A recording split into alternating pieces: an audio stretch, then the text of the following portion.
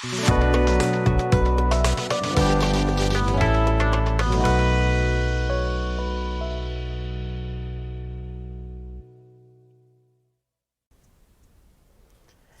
everyone, it's Holly from AskHollyHall.com, and we're going to do our moon day, but we're also going to be looking at some global predictions. Now, global predictions when it comes to astrology means that we are looking at the larger planets, such as Pluto. When Pluto is making a significant hit to a certain part of another planet, astrologically, then this affects us globally, and these are global events. Today we're going to talk about the moon, and the moon today and tomorrow is in Cancer. And we're going to talk about why it's very important for you to monitor your feelings and your emotions, which is also your intuition and your gut feelings for the next 2 days. We're also going to be talking about Chiron. When I'm doing a reading with somebody's chart and they're asking me, what are my gifts? Why did I come here? What is my sole purpose?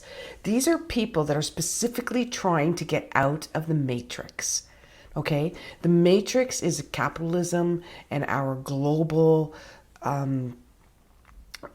production of our world. And I look at that. Everything seems to be a produce, right? A production, a product, something that they want us as a 99% to buy into, to purchase. They become so much a part of our lives that we can't live without it. That's when you're trapped in the matrix.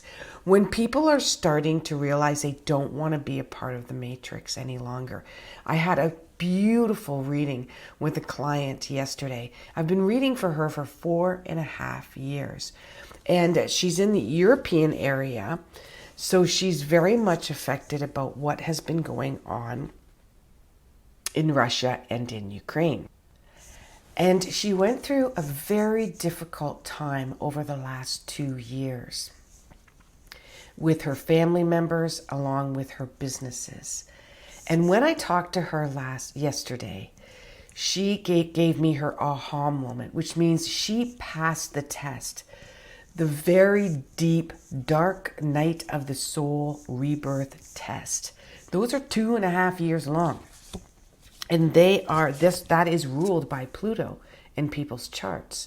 And when we go through that, we let go of intense, very intense, because Pluto's all about intense.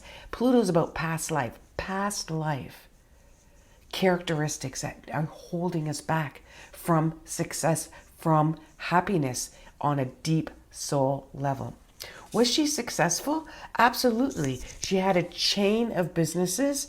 She had a slew of teachers and clients and people that ran each business. Her and her husband worked on it successfully together.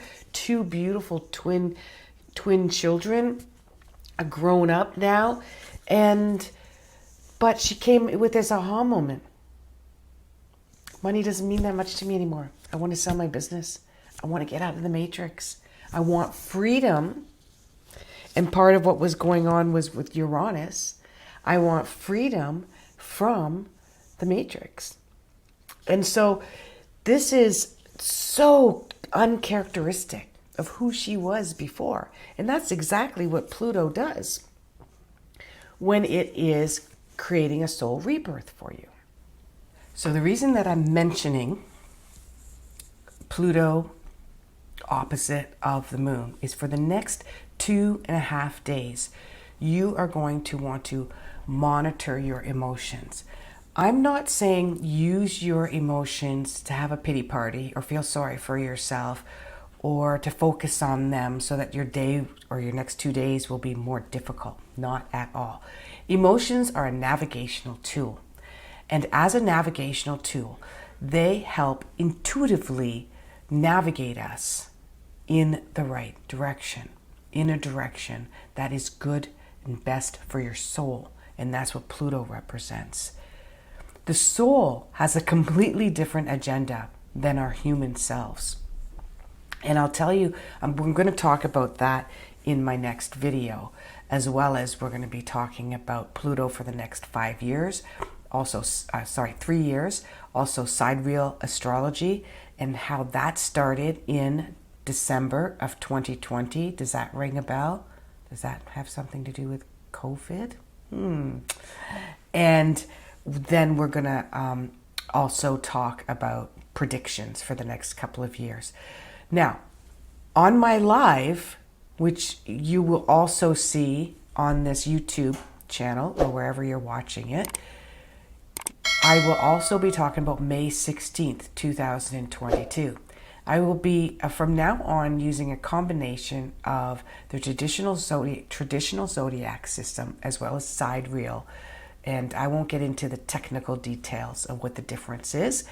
But when I blend the two together, I have an enormous amount of accuracy, understanding of the universal and the earth. Now, if I have a client that just wants to talk about when am I going to meet Mr. Right, and I'm not going to say just, that's downplaying it, wants to talk about when am I going to meet Mr. Right, how do I deal with my children and their educational pursuit, what do I do with some health issues that I have, and they want to look at it on a very practical, earthly plane level, then we'll just use the basic zodiac.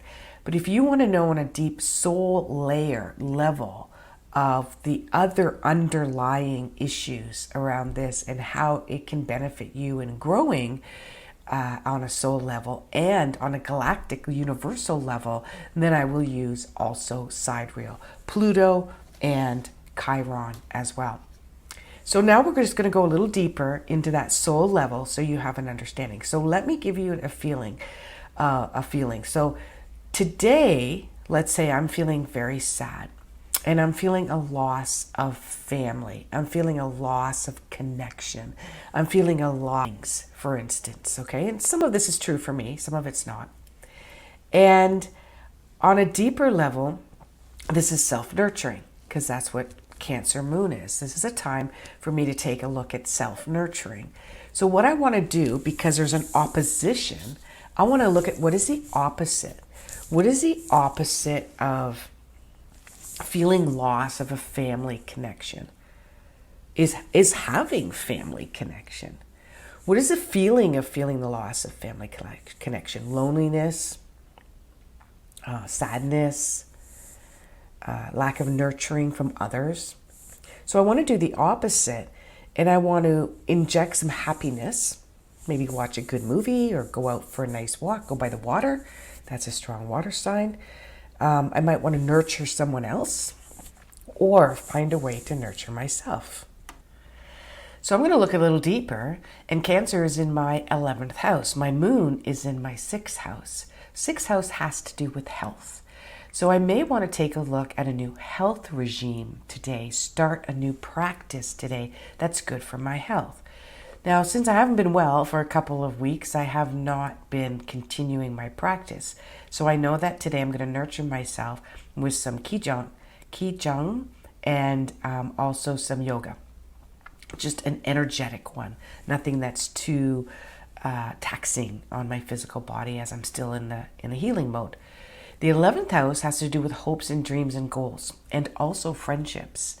So if I was healthier, I'd probably reach out, hang out with a friend today. Maybe it's nice weather, maybe see if someone wants to go for a walk if I was feeling better. But since I'm not up to that task, I'm going to look at the hopes and dreams part. And that hopes and dreams is that I want to be more engaging with the public. The 11th house is public as well, with people like yourself that are watching this right now. And so a new regime that I have created is to do this on a daily basis, is to put out a video on my topics, my favorite topics, okay, every single day. So this is how I use the opposite of some emotions to navigate. Now, this is going to prove to be successful, right? This is a successful navigation, a successful area for me to go, as you will see as the time rolls out. So what I want you to do, you may not know what your house placement is. If you know the time of your birth, you do know your house placement. For $10 on my website, you can get a couple of great booklets as well as some personal information. And if you know your time of birth, you can find out where your moon is and also what house the sign of Cancer is in for today. If you don't want to go down that route, you can do it for free and teach yourself. Mine has cheat sheets, so it helps teach you how to read it. But you can do it yourself and teach it yourself at astrologycafe.com. And they have great tools. You can even just find out your moon. You don't have to find out every single sign in your astrology chart. Okay, so we're going to end this video now. The next one, the next day, we're going to be talking about a little bit more about what's happening for May 16th. That's what I got intuitively for 2022. But I also want to talk about war, because Pluto is going through a cycle that began in regular astrology, began in 2008. In sidereal astrology, it started in 2020. Both have very significant importance. And there's going to be the next shift is going to continue back and forth until March of 2023. The tail end, now that's a year from now, but the tail end of the cycle of something that's been going on since 2008, and we haven't had this event since the 1700s, is extremely significant. And so we want to understand, why are we going from a place of capitalism, consumerism, productivity, being products or being sold products, to a place of freedom, humanitarian, and the collective? Okay? And how can we do this? How long is this cycle going to take? Right? Some of it is a couple of decades. Some of it is only a couple of years. And we're going to talk about that the next day. In the meantime, may the stars be with you and may all your dreams come true. Namaste.